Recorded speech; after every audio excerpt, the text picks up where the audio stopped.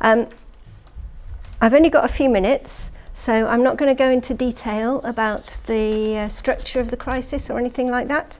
I've got a few headlines. So homelessness is dramatically increasing. The housing that people are living in is increasingly overcrowded. People are living in poor conditions. There are high levels of disrepair, especially in the private rented sector.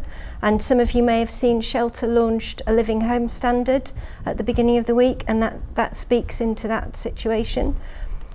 One of the criteria for a home meeting the living home standard is that it's affordable. Affordable needs to mean affordable. It can't be related to the market. Affordable needs to be related to people's incomes. This hasn't been helped by the government's austerity programme, by the changes that have been made to the welfare system. And I was at a commercial seminar about the housing crisis in London last week, and one of the things that was said, and nobody disagreed, was that we have seen the end of social housing. Social housing is on a downward curve, and we will end up with no social housing by the end of our generation. Meanwhile, the private rental market is increasingly under pressure because there aren't enough houses, plus regeneration, plus gentrification, ending up with fewer homes than before, and then Brexit. London is the area where Brexit has had an impact on the housing market because it's reduced the prices at the top end. We have got a handout. My colleague Chris is here. Do you want to wave, Chris? He's our new policy intern, and he's producing briefing materials, and so we have a London-focused briefing about homelessness, but I haven't brought it with us today, but we can share it with everybody afterwards. And there's all sorts of other stuff going on. This couldn't have been a better day to pick this conference in the week that we mark 50 years since Cathy come home, and I recommend everybody to watch the documentary that was on BBC Two last night, No Place to Call Home, which focused on Barking and Dagenham, so that presents the reality. But as followers of a God who became one of us, and so who lived in a home, I don't think the focus should be on the buildings. I think the focus should be on the people. And it's important to remember that even in London, this is not a personal problem for everybody. In particular, it's not a problem for people who own their homes outright, and it's not much of a problem for people who are buying with a mortgage, especially if they've had that mortgage for a while because interest rates are so low.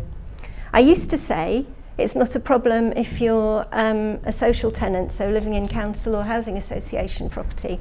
But now, with the advent of pay to stay and with increasing estate regeneration plans, I'm not so sure that people living in those situations are secure in the way that they once were.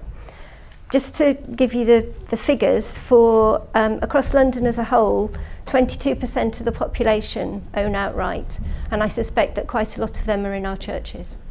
28% are buying with a mortgage, and again, I think we've probably got a higher percentage of people buying with a mortgage in our church than that. And 23% are social renting, so the other 27% are in the private rented sector, and those are the people who are really on the front line of the crisis.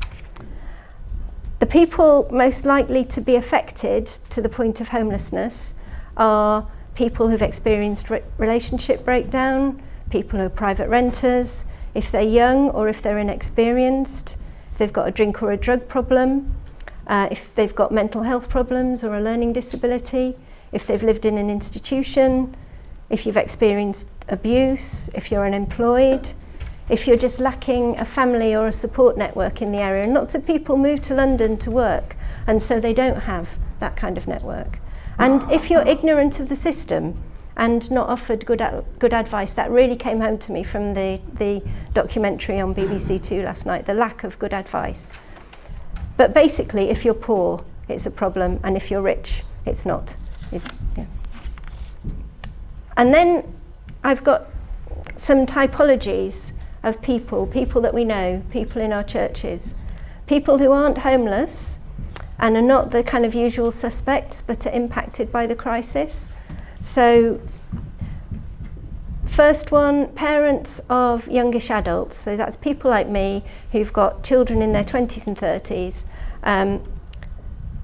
We've benefited from the housing market, but our children maybe can't leave home, or maybe still need support, or maybe we have already supported them into buying a house. So we've got moral questions. Should we downsize? How do we justify the space that we have and the luck that we've benefited from being born at the right time? What's the right thing for people like that to do? Where's the guidance coming from the church about that? Next group are our children, youngish adults, people with no children themselves. They're generation rent, so they're facing insecurity, poor conditions, high costs, no roots, limited hope for the future, possibly working in the gig economy. Quite often their lives are on hold or are being diverted by other things. They can't start a family, they can't put down roots in a community because they don't know whether they'll stay there for longer than 6 months. How do they start a family and put down roots? What guidance has the church got to offer to those people? Next group. What's the gig economy? The gig economy is where you work, you're supposedly self-employed, but you're moving from job to job and you've got 0-hour contract type of thing, people working for Deliveroo or Uber, those sort of people. Next group, families with children under 11, whether they're single parent or 2-parent families. How do they make ends meet? They're time poor, they're energy poor, they're often financially poor. They're suffering from insecurity due to unaffordability. How do they live a good family life in those circumstances? Then families with teenagers, and the problems there are about lack of space, surging hormones in the house. If you're living in small accommodation and you've got teenagers, it is a nightmare. And lack of money as well. And what's the hope for your children? How are your children going to find jobs? How can you best advise them to look ahead? And then elderly single people and elderly couples. They're often insecure and afraid of change. Even if their housing is secure, they're worried about what's regeneration's going to happen. Their neighbourhoods changed around them.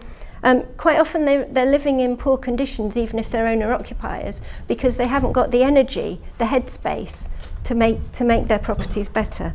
And some of them are sitting on a gold mine. How do we help them to move within the community? How do we provide the social care that they need? And then there are the more obvious suspects, so people that I've mentioned who are more likely to suffer from homelessness. But the other group of people that are affected by the housing crisis that I think we don't think about enough are the people who are professionally engaged with it. So landlords, builders, teachers, social workers, volunteers in homelessness projects, council officers, civil servants, people like me who work for housing charities. What's the church got to say to all of us about our daily lives? What have we got to say to the housing options officer that I saw on TV last night, who'd come into the job to help house people and found herself actually trying to stop people being housed? Who can I exclude from offering a house to? What hope do we offer in that situation?